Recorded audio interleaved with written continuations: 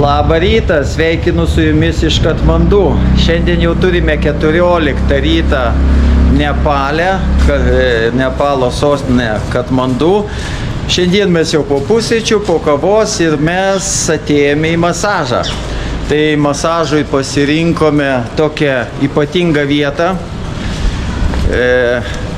Gavome rekomendacijų, kad tai vienas iš geriausių masažų ir tai yra matančios rankos masažai. Šitą masažą daro akli žmonės, neregiai. Tai nusprendėme išbandyti šitą masažą. Hello. Morning! You have booking, sir? Yeah, it's him. I booked, but I didn't get agreement with Stasis. Stasis. Stasis. I think so, you're booking. You're booking something. I did, 90 minutes, yes? Yesterday I did. At 90 minutes. 90 minutes. Then you can come with me. Okay.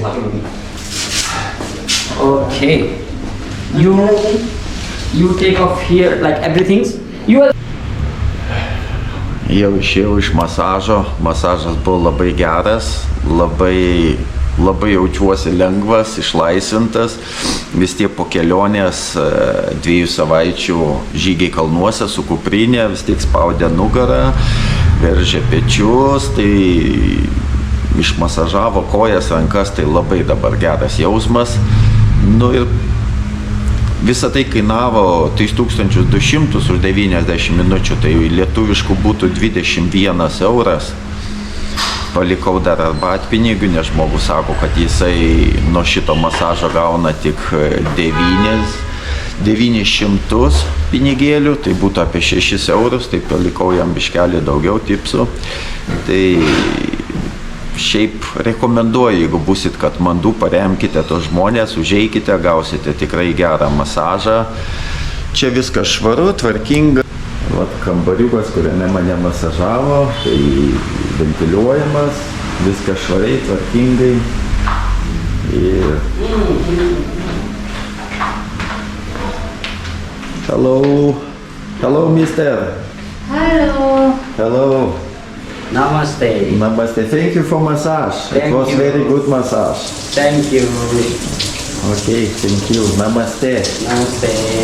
Tikrai rekomenduoju, jeigu busit Nepale, Katmandu, užsukite į Sea and Hands masažą. Gausite gerą masažą, profesionalų ir paremsite šitos žmonės su negalia. Sveiki visi. Tai dabar jau norėčiau pasidalinti su visais apie mano kelionę į Nepalą, apie Langtango žygį, kaip vadinas Langtango trekas, kuris užėmė beveik 2 savaitės ir nuo ko prasidėjo išlaidos. Tai pirmiausiai lėktuvo bilietai. Tai skrydis į Nepalą, kadangi jau Turkish Airlines buvo išsipardavęs, rezervavę ir man jau būtų kainavę apie 1800, tai aš nusprendžiau biškį pataupyti ir pirkau su Arabian. Tai man gavosi 900 euriukų su centais, bet kadangi šitas skrydis buvo iš Varšuvos ir reikia iki Varšuvos dasigauti, neskubant, tai man išėjo netoli 1000 eurų kelionę. Tai bilietus pirkau prieš 3 mėnesius. Tai va, su lėktuvo bilietukais kas gaunasi. Toliau, jeigu judam, tai viskas buvo organizuojamas savarankiškai, atlikus namų darbus ir jokių agentūrų, jokių mokesčių, jokių tarpininkų. Tai dabar atvykus į Nepalą susiradau viešbutuką. Viešbučių kainos yra, tokios nedidelės. Tai 2-vietis viešbutis kainuoja nuo 7-8 eurų iki 20 gal. Tai aš susiradau tokį aukso viduriuką, 15 eurų su pusryčiais. Tai iš pradžių atvykau vienas, paskui prisijungė Gediminas. Tai dalinomės per pusę jau paskui, tai dar tą sumą reikia dalinti iš 2, tai gaunasi juokingi 5-6 eurai, plus pusryčiai, tai kainos nedidelės, bet jos keičiasi, lipant į kalnus, tos kainos keičiasi į gerąją pusę, kadangi prieš mėnesį įvyko tas jų streikas, jie čia išėjo gatves, aplaidė vyriausybinius pastatus, juos degino, pasikeitė valdžia, tai daugelis turistinių agentūrų atšaukė europiečiam bilietukus, kadangi draudimai pasakė, kad nedengs, yra brangu. Ir nebuvo turistų. Tai mūsų sėkmė buvo ir geras kursas keitimo, nes dabar jau po 2 savaičių keitėm pinigėlius, jau kokie 10% mažiau gavom, jeigu ne 14%. Tai viešbučių kainos lipant į viršų yra miesteliuose tušti viešbučiai. Tai eini į vieną, jie dar prašo 1500, vienoj vietoj buvo 1500, užsiprašė vietinių pinigų, kas gaunas apie 10 eurų, tai čia už 2 žmonės. Bet paskui tiesiog gatvėje prieina ir siūlo, kad duosiu nemokamai kambarį su dušu, su Wi-Fi'um, už tai, kad valgysit.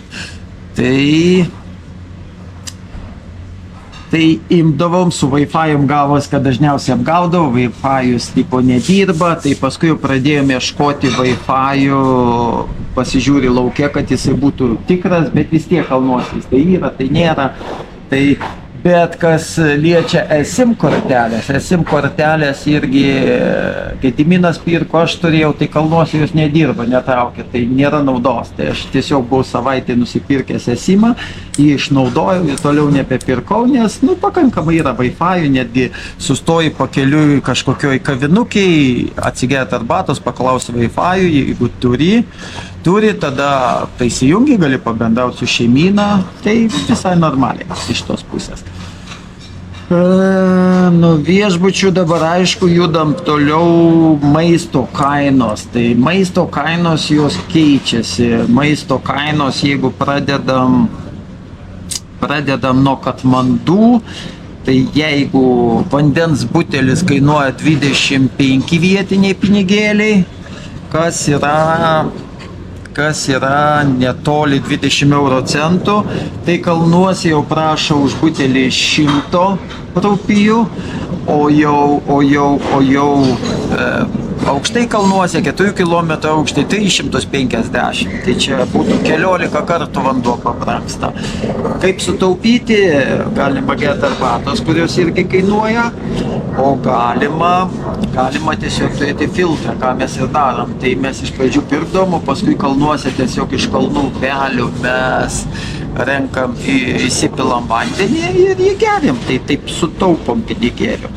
Arbatos, tai puodelis apie 250-350 vietinių pinigų, kas irgi yra apie 2 eurus daugiau, tai tokios nemažos kainos. Mes renkamės ne, iš pradžių gėrėm kavą su pienu, bet jie verda, nusistoja pluta, tai mes gėrėm šenčenio šaknį, su tarkuoja, su citrina, su medum, tai labai gerai sveika, tai šitą arbatą mes gėrėm, tai tolygiai auga. Jeigu 5 puodeliai sudaro mažą termosą, tai pradžiai mokėdom 600-700 už mažą termosą, kylant į kalną kyla kaina 1400, tai 2 dienas buvom vienam viešbutį ir paskaičiavom, kad per 2 dienas arbatos išgėrėm už 50 eurų.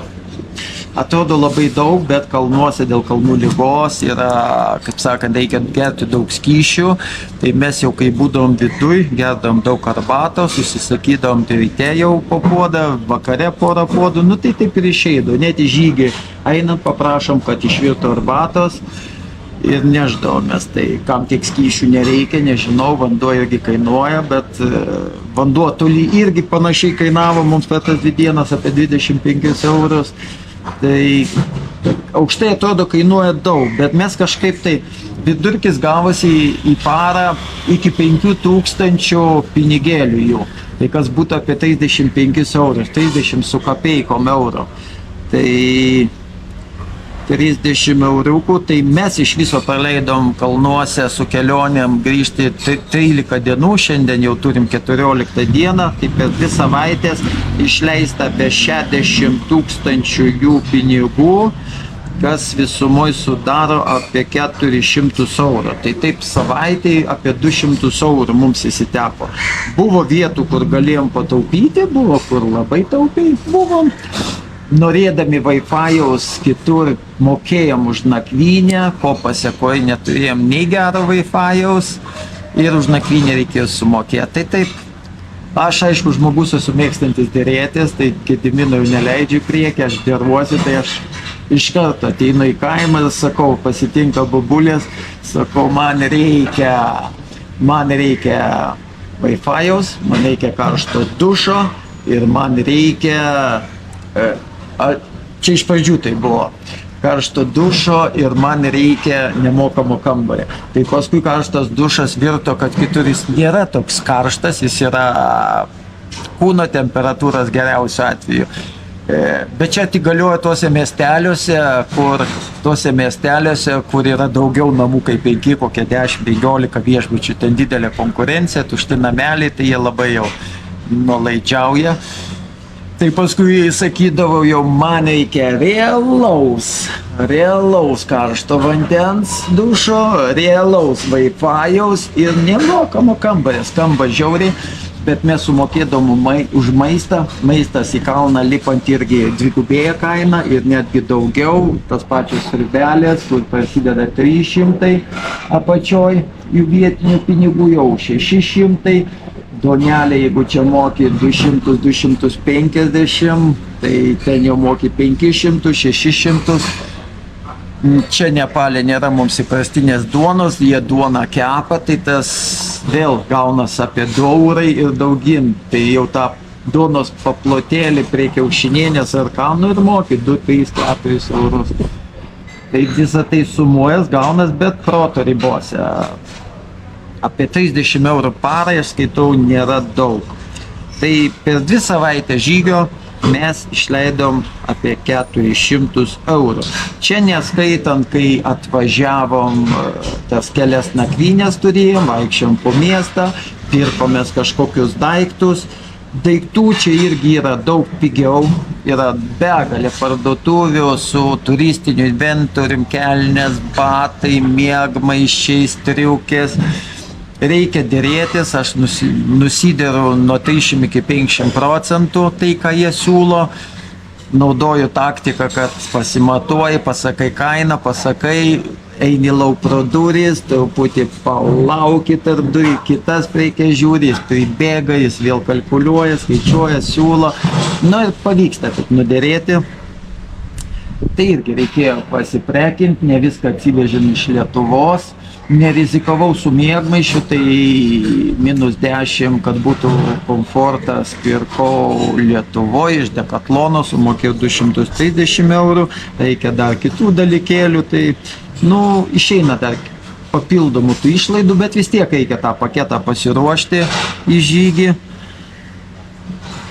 Tai va, dar vienas dalykas, leidimai. Į pirmą parką nepasakysiu, kaip jis vadinas, kadangi mes išėjom iš Katmandų, tai mes ėjom prieš srovę. Ir paskui gal įkelsiu, parodysiu žemėlapį mūsų judėjimo. Tai va, mes iš Katmandų išėjom prieš srovę, mums reikėjo davažiuoti 15 km, mus pavežė taksi, vietinis iš viešbučio sutarėm už 2000 pinigėlių, kas yra 15 euriukų, sakykim, davežė ir mes pradėjom savo žygį per kalnus, per perėjas,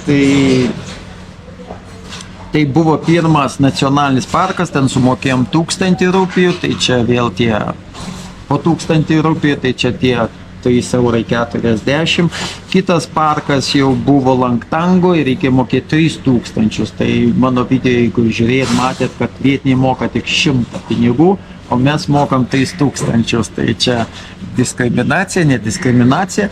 Bet mes esam ta melžiama karvė, kuris suneša pinigėlius, mes esam turistai ir mes jiems labai, svarbus.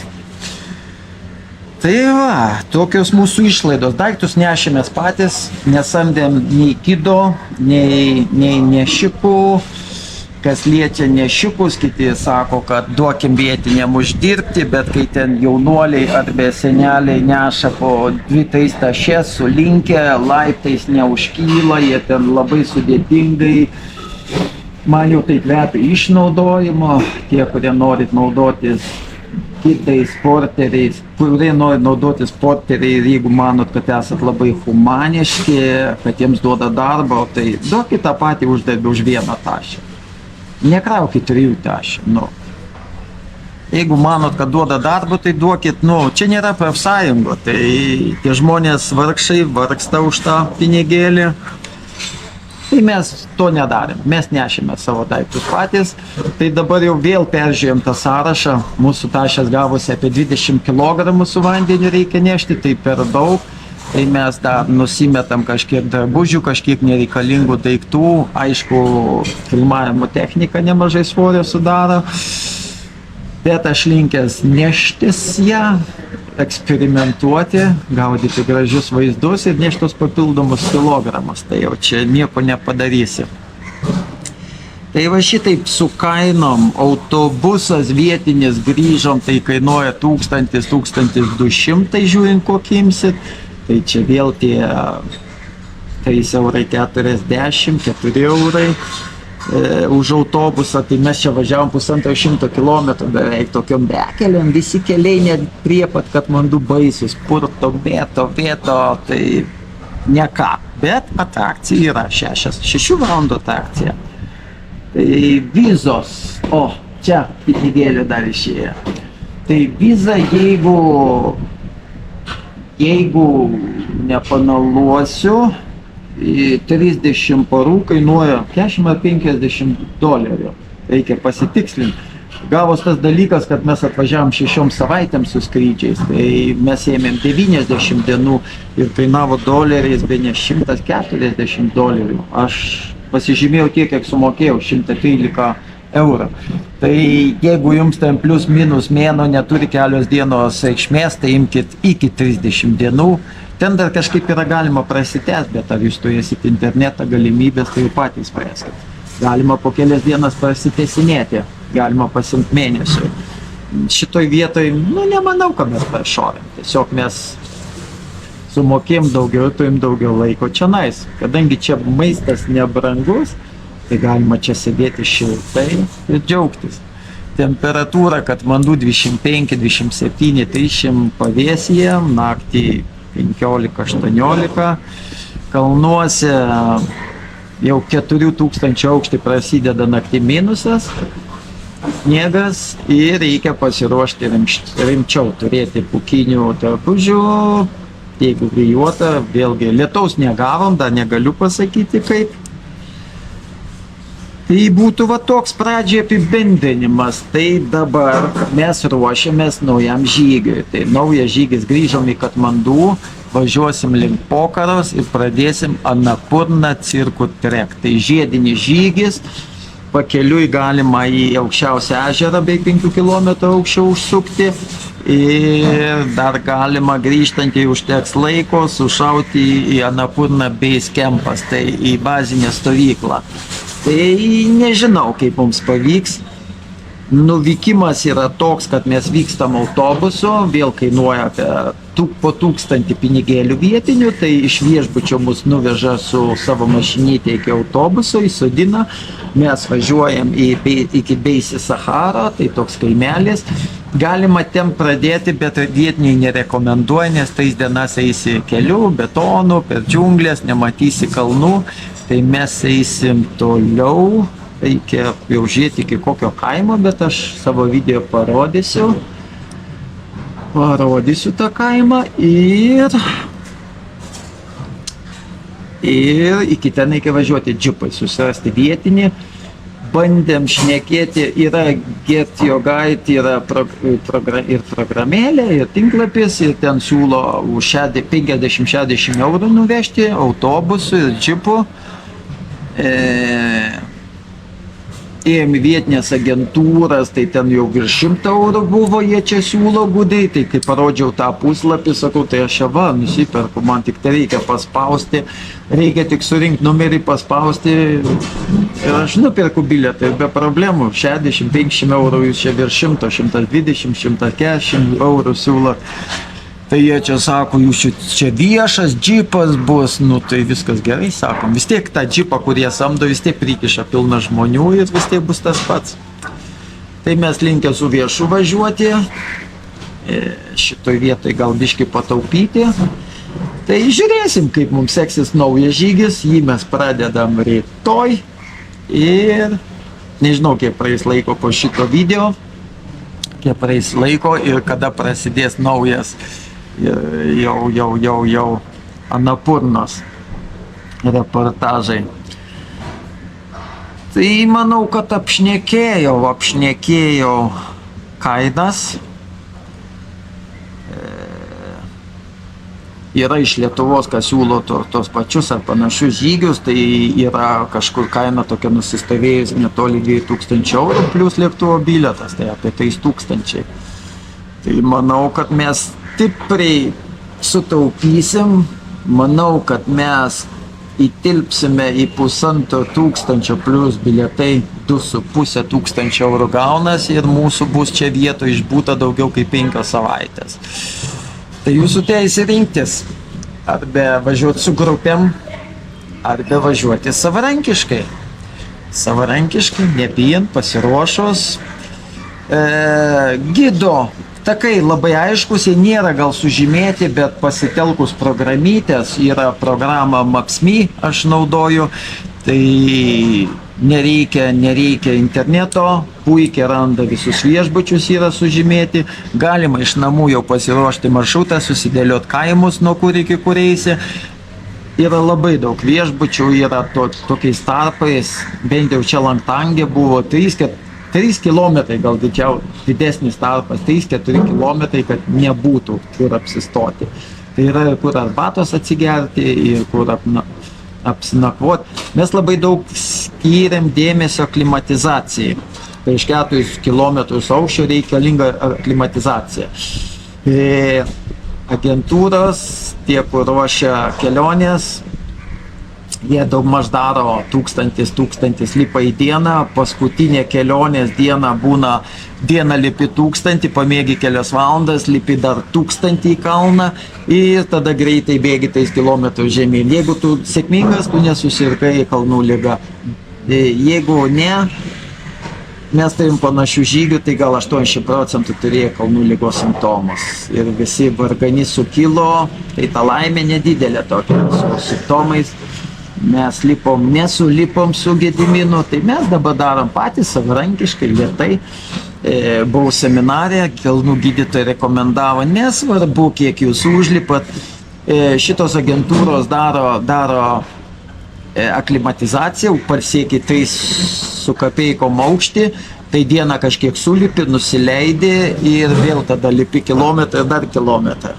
O gydytoja, kurie praktikuoja dirba tą darbą, sakė, palei naujausius duomenys, nesvarbu, kiek tu sulipi į viršų, svarbu, kur tu mėgi. Ir tas aukštis neturėtų viršų 500 metrų. Tai visi, kas organizuoja žygius, jie tas bazės daro daugmaž kas kilometrą. Tai jeigu tu ten kyli 4-5, nu dar jaunas organizmas gal geriau priima visą tai, bet ir jauni lūžta ir būna simptomai tie, nežinau, gal trūksta kitas informacijos ir kaip pasiruošti, kokius vaistus, kada gerti. Tai mes jau savo išvadas pasidarėm ir mes stengiamės po 3-500 sukilimo. Mes turėjom sukilimą nuo 2 iki 3 kilometrų, paskui mes eidom tik po 5-6 kilometrus, kad sukilimas būtų nedaugiau 300 metrų, vakare dar kažkiek užkilam, nusileidžiam, kad organizmas geriau aklimatizuotųsi ir mums pavyko padaryti asmenį rekordą, 5 kilometrai be 15 metrų 5 km aukščio ir dabar mūsų jau laukia 5 km 400 metrų. Tai kas esate jautresni tokiem dalykam, aukščiui, kam, tai gal įsiklausykit tų rekomendacijų, darykit privačiai ir neskubėdami, įsiklausydami į organizmą. Jeigu reikia perėję, aukštesnė perėję, tai iš ryto gal diamokso išgerti, reikia žinot kokias dozes gerti, tai va, daimokso. Tai tiek mano reportažui ir apibendrinau Langtango treką. Jeigu jūs žiūrėjote, tai matėte, kaip mums sekėsi eiti, kokie vaizdai aplinkui. Dabar apibendrinau kainas, viską ir tiek, mėly žiūrovai. Tai jeigu patiko šitas reportažas, jeigu jūs dar nesekat, tai paspauskite sekti mane, prenumeruokite, spauskit laiką, komentuokit. Gal jums atrodo, kad čia nusišnekėjau, kai šnekėjau nesąmonių, gal jūs turite daug praktikos, Nepale, pataisykit mane, pakoreguokit, lauksiu jūsų komentarų. Iki, susitiksim kalnuose.